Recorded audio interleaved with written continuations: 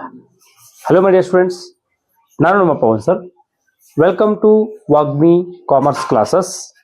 ಇಂದು ನಮ್ಮ ಚರ್ಚೆ ವಿಷಯ ಬಿಕಾಮ್ ಮೊದಲನೇ ಸೆಮಿಸ್ಟರ್ನ ಫೈನಾನ್ಷಿಯಲ್ ಅಕೌಂಟಿಂಗ್ ಸಬ್ಜೆಕ್ಟ್ನ ಬ್ರಾಂಚ್ ಅಕೌಂಟ್ಸ್ ಚಾಪ್ಟರ್ನ ಎರಡನೇ ಕ್ವಶನ್ 5 ಮಾರ್ಕ್ಸಿಗೆ. ಈ ಕ್ವಶನ್ ನಿಮಗೆ ನಿಮ್ಮ ಸೀನಿಯರ್ಸ್ಗಳಿಗೆ 2006ನೇ ಇಸ್ವಿಗೆ ಕೇಳಿದಂಥ ಕ್ವಶನ್ ಇದು. KUD 5 marks. From the following information, prepare branch account. Branch account ಕೇಳಿದಾನೆ ಇಲ್ಲಿ. In the books of head office. In the books of head office. ಅಂದ್ರೆ ನಾವೇ ಇಲ್ಲಿ ಹೆಡ್ ಆಫೀಸ್ ದವರಾಗಿ ಅಂತ ನಾವೇ ಹೆಡ್ ಆಫೀಸ್ ದವ್ರ ಅಂತ ತಿಳ್ಕೊಂಡು ನಮ್ದೊಂದು ಬ್ರಾಂಚ್ ಇದೆ, ಆ ಬ್ರಾಂಚಿನ ಅಕೌಂಟ್ಸ್ ನಾವೇ ಮೇಂಟೈನ್ ಮಾಡ್ತಾ ಇದೀವಿ ಇಲ್ಲಿ. Okay, in the books of head office for the year ending 31st December 2025. ಅಂದ್ರೆ 2025 ಡಿಸೆಂಬರ್ 31ನೇ ತಾರೀಕಿಗೆ ಏನೇನು ಅಲ್ಲಿ ತನಕ ಏನೇನಾಗಿದೆಯಲ್ಲ ಟ್ರಾನ್ಸಾಕ್ಷನ್ಸ್ ಅವೆಲ್ಲ ಟ್ರಾನ್ಸಾಕ್ಷನ್ ಕೊಟ್ಟಿದ್ದಾರೆ ಇಲ್ಲಿ. All the expenses are to be paid by the head office. ಎಲ್ಲ ಎಕ್ಸ್ಪೆನ್ಸಸ್ ಇಲ್ಲಿ ಹೆಡ್ ಆಫೀಸ್ ದವರು ಪೇ ಮಾಡ್ತಾ ಇದ್ದಾರೆ. And the daily collections of the branch are remitted to head office. ಅಂದ್ರೆ ಡೈಲಿ ಎಷ್ಟೆಷ್ಟು ಕ್ಯಾಶ್ ಕಲೆಕ್ಷನ್ ಆಗುತ್ತಲ್ಲ, ಬೈ ಕ್ಯಾಶ್ ಸೇಲ್ಸ್ ಆಗಿರ್ಬೋದು, by credit sales ಆಗಿರ್ಬೋದು, ಅಥವಾ ಕಲೆಕ್ಷನ್ ಫ್ರಮ್ ಡೆಟರ್ಸ್ ಆಗಿರ್ಬೋದು, ಏನೇನಾಗುತ್ತಲ್ಲ ಡೈಲಿ ಎಷ್ಟೆಷ್ಟಾಗುತ್ತೋ ಅಷ್ಟು ಅಮೌಂಟನ್ನು ಇಲ್ಲಿ ರೆಮಿಟ್ ಮಾಡಿಬಿಡ್ತಾರೆ ಹೆಡ್ ಆಫೀಸ್ಗೆ. ಯಾರು? ಬ್ರಾಂಚ್ ದವರು.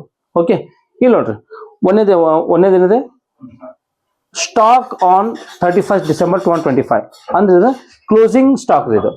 ಸೊ ಕ್ಲೋಸಿಂಗ್ ಸ್ಟಾಕ್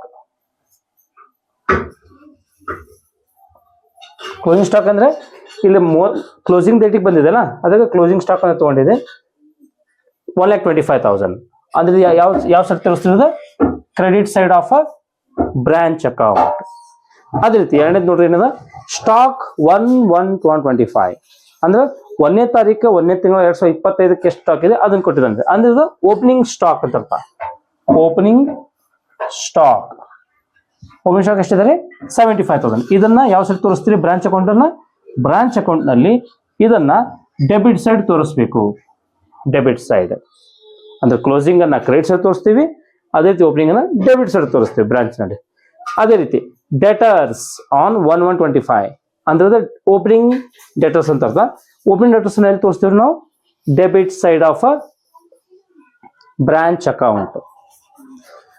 ಅದೇ ರೀತಿ ಒಂದ್ ವೇಳೆ ನಾವು ಡೆಟರ್ಸ್ ಅಕೌಂಟ್ ಪ್ರಿಪೇರ್ ಮಾಡಿದ್ರೆ ಡೆಟರ್ಸ್ ಅಕೌಂಟ್ ಅಲ್ಲಿ ಡೆಬಿಟ್ ಸೈಡ್ ಹೋಗಿ to balance brought down opening balance of debtors ಅಂತ ಬರೀಬೇಕು.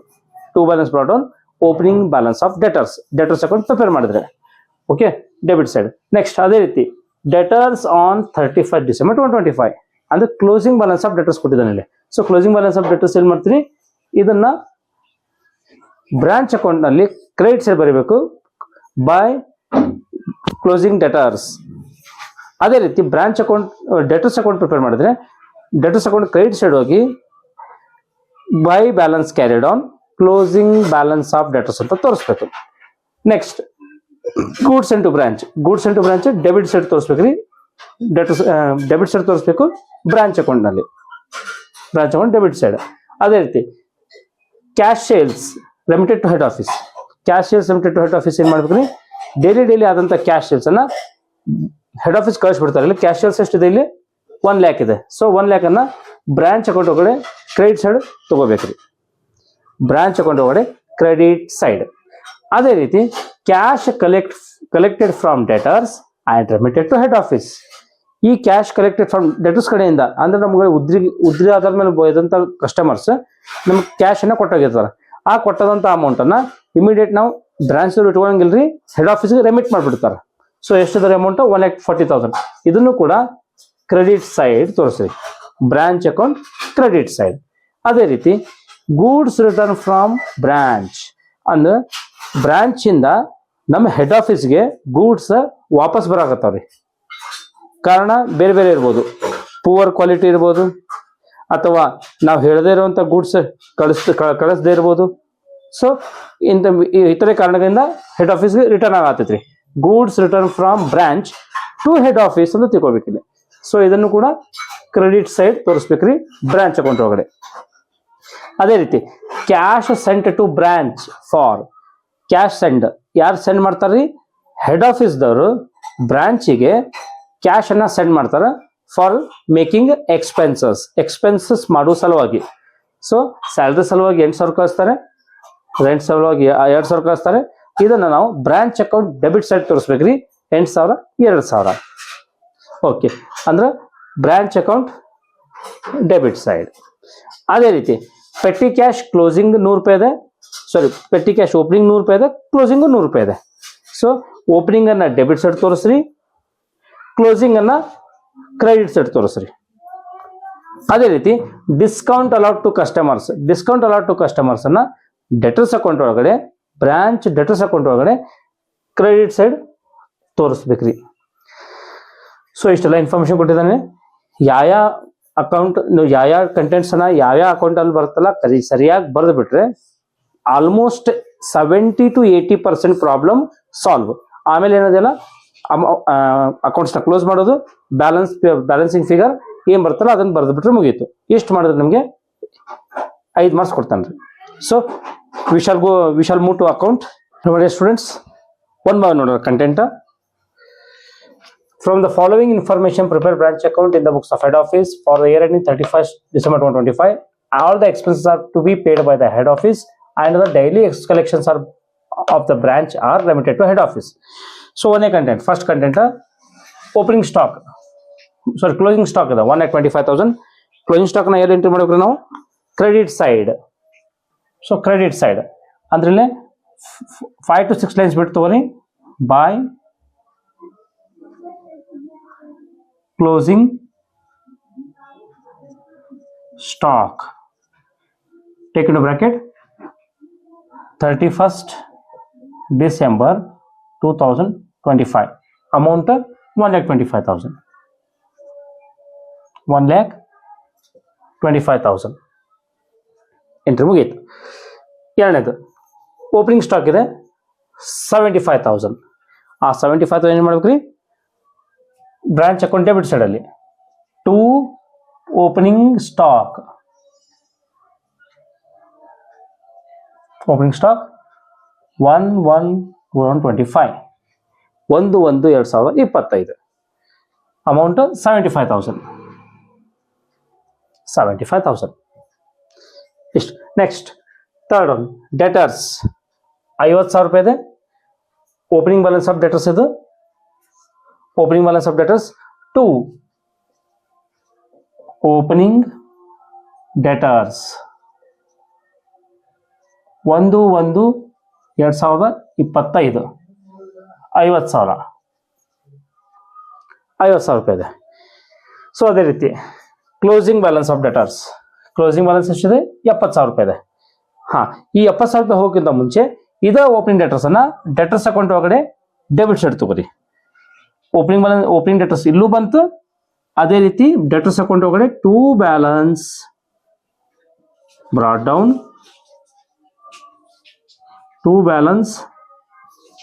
Down, take in bracket opening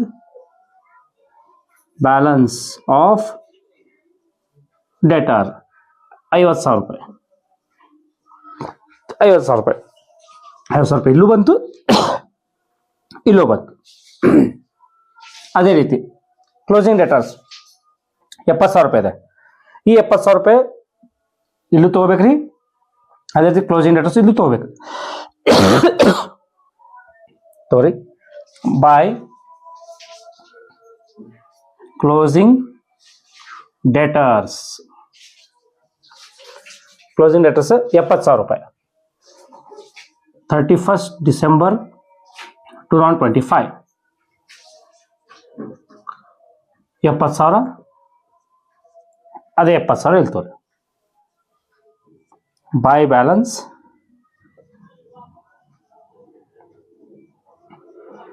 carry down closing debtor 70,000.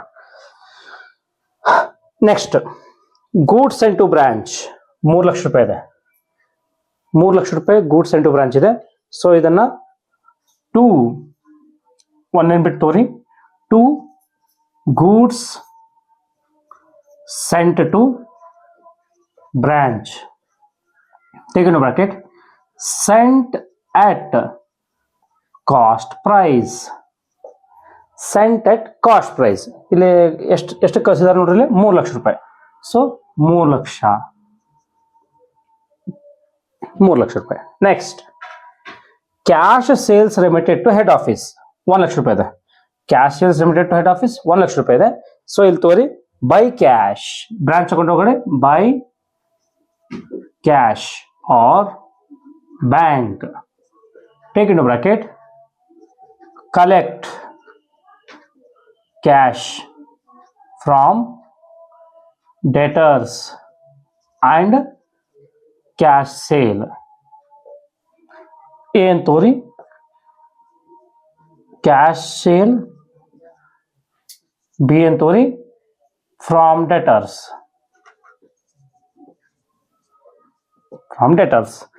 Cash sales ಇದ್ದದನ್ನ ಕ್ಯಾಶ್ ಸೇಲ್ಸ್ ಅಂತ ಬರ್ಕೋರಿ, ಡೆಟರ್ಸ್ ಅಂತ ಇದ್ದದನ್ನ ಡೆಟರ್ಸ್ ಹೋಗಿ ಬರ್ಕೋರಿ. ಓಕೆ, ಇಲ್ಲಿ cash sales remitted to head office 1 lakh ರೂಪಾಯಿ ಇದೆ. ಸೊ ಕ್ಯಾಶ್ ಸೇಲ್ಸ್ ಅನ್ನ ಇದು 1 ಲಕ್ಷ ರೂಪಾಯಿ ಅಂತ ತಗೊಳ್ಳಿ. ಇನ್ನರ್ ಕಾಲಮ್ 1 ಲಕ್ಷ ರೂಪಾಯಿ. ಅದೇ ರೀತಿ cash collect from debtors and remitted to head office 1,40,000 ರೂಪಾಯಿ ಇದೆ. ಸೊ ಈ 1,40,000 ರೂಪಾಯಿನ ಇದಕ್ಕೆ ಕೆಳಗಡೆ 1,40,000 ರೂಪಾಯಿ ಬರೀ. ಸೊ 1 ಲಕ್ಷ ಪ್ಲಸ್ 1,40,000 ಎರಡು ಕೂಡಿಸಿದ್ರೆ 2,40,000 ರೂಪಾಯಿ ರೈಟ್ ಇನ್ ಔಟರ್ ಕಾಲಮ್. 1 ಲಕ್ಷ ರೂಪಾಯಿ inner column, cash sales and from debtors 1,40,000 ರೂಪಾಯಿ ಎರಡು ಕೂಡಿಸ್ಬಿಟ್ರೆ 2,40,000 ರೂಪಾಯಿ right it in outer column. So ಇದೇ 1,40,000 ರೂಪಾಯಿನ ಕ್ಯಾಶ್ ಕಲೆಕ್ಟ್ ಫ್ರಮ್ ಡೆಟರ್ಸ್ ಅಂತ ತಗೋರಿ. By cash or bank, take in bracket, collect from debtors.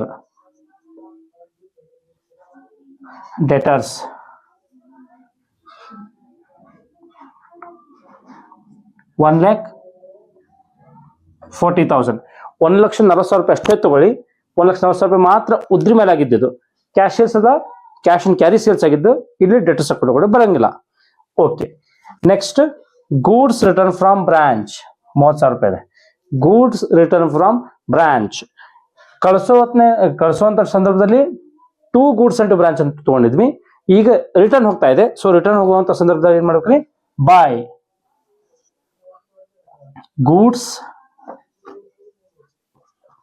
Scent to branch, take in bracket, return to head office. ಎಷ್ಟದ ರೀ, 30,000 ರೂಪಾಯಿ. Goods sent to branch account, take in bracket, return to head office. ಅಂದ್ರೆ head ಆಫೀಸ್ಗೆ ಯಾರು return ಮಾಡತ್ತಾರೆ, branch ದವರು. So next, cash sent to branch 8,000 ಇದೆ, 2,000 ಇದೆ. Cash sent to branch for cash ಯಾರು ಸೆಂಡ್ ಮಾಡಿದ್ದಾರೆ, ಇಲ್ಲಿ ಹೆಡ್ ಆಫೀಸ್ ದವರು ಬ್ರಾಂಚ್ಗೆ ಸೆಂಡ್ ಮಾಡಿದ್ದಾರೆ for the purpose of local expenses. Okay, so ಇಲ್ಲಿ to cash or bank, to cash or bank account, take in bracket, expense of a branch, ಅಲ್ಲಿ ಏನ್ ತೋರಿ, ಸ್ಯಾಲರಿ. ಬಿ ಅಂತ ತೋರಿ, ರೆಂಟ್. ಸೊ ಸ್ಯಾಲರಿ 8,000 ಇದೆ, ರೆಂಟ್ 2,000 ಇದೆ. Next, petty cash opening ಎಷ್ಟದ ರೀ, 100 ಇದೆ. ಸೊ ಪೆಟ್ಟಿ ಕ್ಯಾಶ್ ಓಪನಿಂಗ್ ಇಲ್ಲಿ ಅವಾಗಲೇ ಒಂದೇನು ಬಿಟ್ಟಿದ್ದಲ್ಲ, ಇಲ್ಲಿ ತೋರಿ, to opening cash, opening petty cash 1/1/2025 100 rupees. 1/1/2025 100 rupees. ಅದೇ ರೀತಿ ಕ್ಲೋಸಿಂಗ್ ಇದೆ, ಅದು ಕೂಡ 100 rupees ಇದೆ. By closing petty cash, take into bracket 31/12/2025 100 rupees. So 100 rupees. Next, discount allowed to customers 5,000 ರೂಪಾಯಿ ಇದೆ. ಇದನ್ನು ನಾವು ಡೆಟರ್ಸ್ ಅಕೌಂಟ್ ತಗೋತೀವಿ by discount allowed to customers 5,000. So all the transactions are recorded in respective accounts. ಈಗ ಏನ್ ಮಾಡ್ಬೇಕ್ರಿ, first ಎಲ್ಲಾ transactions ಅನ್ನು ರೆಕಾರ್ಡ್ ಮಾಡ್ಕೊಂಡ್ವಿ. ಸೊ ಸೀರಿಯಲ್ ಆಗಿ ಬಂದ್ವಿ, ಎಲ್ಲ ರೆಕಾರ್ಡ್ ಮಾಡ್ಕೊಂಡ್ವಿ. ಈಗ ನಮ್ ಫಸ್ಟ್ ಕೆಲಸ ಏನಪ್ಪಾ ಅಂತಂದ್ರೆ ಡೆಟರ್ಸ್ ಅಕೌಂಟ್ ನ ಕ್ಲೋಸ್ ಮಾಡ್ಬೇಕು. ಡೆಟರ್ಸ್ ಅಕೌಂಟ್ ಇಂದ ಏನ್ ಕಂಡುಹಿಡಿಬೇಕಲ್ಲ, ಇಲ್ಲಿ ನೋಡ್ರಿ. ಡೆಟರ್ಸ್ ಅಕೌಂಟ್ ಎದಕ್ಕೆ ಪ್ರಿಪೇರ್ ಮಾಡ್ತೀವ್ರಿ? Either to find out opening balance of debtors or closing balance of debtors, ಅದು ಕೊಟ್ಟಿದ್ದಾನೆ ಇಲ್ಲಿ, or cash collected from debtors or credit sales. ಇಲ್ಲಿ ಓಪನಿಂಗ್ ಬ್ಯಾಲೆನ್ಸ್ ಆಫ್ ಡೆಟರ್ಸ್ ಇದೆ, ಕ್ಲೋಸಿಂಗ್ ಬ್ಯಾಲೆನ್ಸ್ ಆಫ್ ಡೆಟರ್ಸ್ ಇದೆ, cash collected from debtors ಇದೆ. So ಒಂದು ಮಾತ್ರ ಇಲ್ಲ, ಕ್ರೆಡಿಟ್ ಸೇಲ್ಸ್. ಸೊ ಅದನ್ನ ಕಂಡುಹಿಡಿಬೇಕ್ರಿ ನಾವಿಲ್ಲಿ. ಸೊ ಕ್ರೆಡಿಟ್ ಸೇಲ್ ಕಂಡುಹಿಡಿಬೇಕಂದ್ರೆ 1,40,000 ಪ್ಲಸ್ 5,000 ಪ್ಲಸ್ 70,000 ಎಲ್ಲ ಪ್ಲಸ್ ಮಾಡಿ 50,000 ಕಳೆದು ಬಿಟ್ರೆ ಮುಗೀತು. 1,40,000 ಪ್ಲಸ್ 5,000 ಪ್ಲಸ್ 70,000. ಸೊ 2,50,000 15,000 ಬಂತು ಇಲ್ಲಿ. ಸೊ 2,15,000 ಔಟ್ ಆಫ್ 2,50,000 50,000 ಲೆಸ್ ಮಾಡ್ರಿ. ಸೊ 1,65,000 ಬಂತ್ರಿ. So 1,65,000 into the credit sales. Take into bracket balancing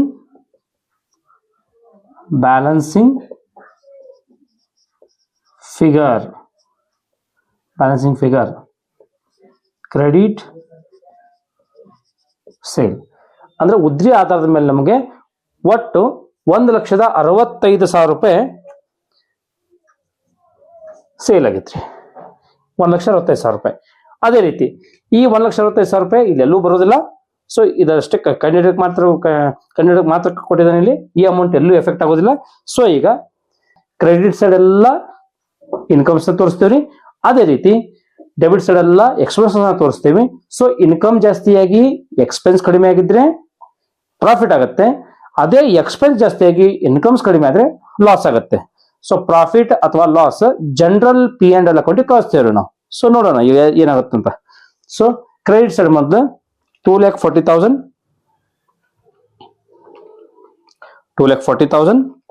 plus 30,000 plus 1,25,000 plus 70,000 plus 100. So 4,65,100. ಅಂದ್ರೆ ನಮ್ದು ಕ್ರೆಡಿಟ್ ಸೈಡ್ ಎಷ್ಟು ಬಂತ್ರಿ? 4,65,100 rupees ಬಂತು ಬ್ರಾಂಚ್ ಅಕೌಂಟ್. ಅದೇ ರೀತಿ ಡೆಬಿಟ್ ಸೈಡ್ ಎಷ್ಟು ಬರ್ತಂದ್ರೆ 75,000 plus 50,000 plus 100 plus 3 lakh plus 8,000 plus 2,000 4,35,100 4,35,100 ಅಂದ್ರೆ ಇಲ್ಲಿ 4,65,100 ರೂಪಾಯಿ ಇನ್ಕಮ್ ಐತ್ರಿ. ಸೊ ಐ ಫಾರ್ ಇನ್ಕಮ್ 4,35,000 ರೂಪಾಯಿ 4,35,100 ರೂಪಾಯಿ ಎಕ್ಸ್ಪೆನ್ಸ್ ಐತ್ರಿ. ಸೊ ಇನ್ಕಮ್ 465, ಎಕ್ಸ್ಪೆನ್ಸಸ್ 435 ಅಂದ್ರೆ ಡಿಫರೆನ್ಸ್ ಎಷ್ಟಾಗತ್ತೆ ನೋಡ್ರಿ. 4,65,100 ಅಲ್ಲಿ 4,35,100 ಲೆಸ್ ಮಾಡಿದ್ರೆ 30,000 ರೂಪಾಯಿ ಸರ್ಪ್ಲಸ್ ಉಳಿಯುತ್ತೆ. ಆ 30,000 ರೂಪಾಯಿನ 30,000 ರೂಪಾಯಿ ಸರ್ಪ್ಲಸ್ ಅನ್ನ ನಾವು ಜನರಲ್ P&L ಅಕೌಂಟಿಗೆ ಕಳಿಸ್ಬೇಕ್ರಿ. ಸೊ ಅಂದ್ರೆ ಇಲ್ಲಿ ಎರಡರಲ್ಲಿ ದೊಡ್ಡದು ಯಾವ್ದಿದೆ? ಇನ್ಕಮ್ ದೊಡ್ಡದೈತ್ರಿ. ಸೊ ಇನ್ಕಮ್ ಅನ್ನ ಎರಡು ಕಡೆ ಹಚ್ಕೋರಿ. 4,65,100 4,65,100 minus 4,35,100 ಮಾಡಿದ್ರೆ 30,000 ರೂಪಾಯಿ ನಮಗ ಬ್ಯಾಲೆನ್ಸಿಂಗ್ ಫಿಗರ್ ಬಂತ್ರಿ. To general P&L account, take into bracket balancing figure profit or surplus. So profit or surplus ಬಂತು. ಈ ಸರ್ಪ್ಲಸ್ ನಾವು ಎಲ್ಲಿ ಕಳಿಸ್ತೀವಿ? ಜನರಲ್ P&L ಅಕೌಂಟಿಗೆ ಕಳಿಸ್ತೇವೆ. Thank you. ಈ ವಿಡಿಯೋ ನಿಮಗೆ ಇಷ್ಟ ಆಗಿದ್ದರೆ ಚಾನಲ್ನ ಸಬ್ಸ್ಕ್ರೈಬ್ ಮಾಡಿ, ಲೈಕ್ ಮಾಡಿ, ಶೇರ್ ಮಾಡಿ ಹಾಗೂ ಕಮೆಂಟ್ ಮಾಡಿ ಹಾಗೂ ನಿಮ್ಮ ಇತರೆ ಸ್ನೇಹಿತರೊಂದಿಗೆ ಹಂಚಿಕೊಳ್ಳಿ. ಧನ್ಯವಾದಗಳು.